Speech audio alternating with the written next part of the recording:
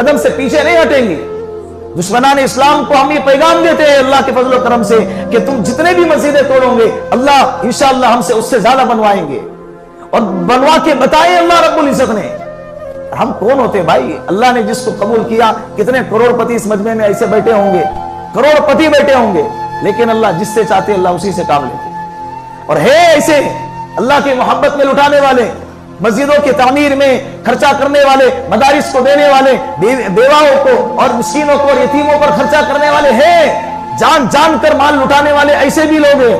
بعض لوگ ایسے بھی ہوتے ہیں جن کے پاس مال تو ہے لیکن لٹانے کے لیے ان کے پاس کوئی ذریعہ نہیں ہے، کس کے پاس خرچہ کریں کون ہے اسے معلوم نہیں، وقت نہیں ہے یا سوسائٹی کے اندر اٹھنا بیٹھنا نہیں ہے۔ ایسے لوگوں کے لیے بھی الحمدللہ کئی ایسے تقاضے سامنے آتے ہیں جس پر آپ کو اعتماد ہے، جس پر آپ کو بھروسہ ہے، آپ اس پر بھروسہ کر کے اپنے مال کو لگا دیں۔ رمضان کا مہینہ ہے، جتنا لگائیں گے اللہ مال بڑھائیں گے۔ اللہ کیا کرے گا؟ بولو، مال کو اللہ بڑھائے گا۔ تو اس کے لیے یہ آنے والا رمضان انشاءاللہ عبادت بھی دل کھول کے کریں گے، مال بھی خرچہ کریں گے تو انشاءاللہ دل کھول کے خرچہ کریں گے انشاءاللہ۔ مساجد کے تقاضے آپ کے سامنے آتے ہیں، مدارس کے تقاضے آپ کے سامنے آتے ہیں۔ رمضان المبارک کے مہینے میں مدارس بند ہوتے ہیں، مدرسین اور سفیر حضرات آپ کی خدمت میں آتے ہیں۔ آپ کو چاہیے کہ اپنی زکوٰۃ کا حصہ انہیں بھی دینے کی کوشش کریں، لیکن اگر نہیں دینا ہے ادب و احترام کے ساتھ منع کریں۔ آنے والا جو ہے اپنے ذات کے لیے مانگنے کے لیے نہیں آ رہا ہے، وہ آپ کے فرائض کو ادا کرنے کے لیے آ رہا ہے۔ آپ کو اس کا شکر ادا کرنا چاہیے، آپ کو اس کا کیا کرنا چاہیے؟ بھئی وہ تمہارا فریضہ ادا کر رہا ہے، اور جو آ رہا ہے وہ کسی مدرسے کا مدرس ہے، وہ کسی مدرسے میں محدث ہے، وہ کسی مدرسے کا محتمم ہے، استاد محترم ہے، اس کے ساتھ آپ کیسا برتاؤ کرتے ہیں؟ پیار محبت کے ساتھ جواب دیں۔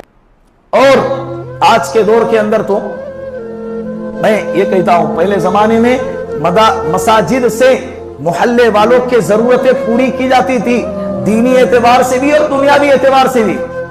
آج کے زمانے میں بھی یہ سلسلہ دوبارہ جاری ہونا چاہیے۔ مسجدوں والوں نے اپنی ذمہ داریاں اوڑھ لینی چاہیے۔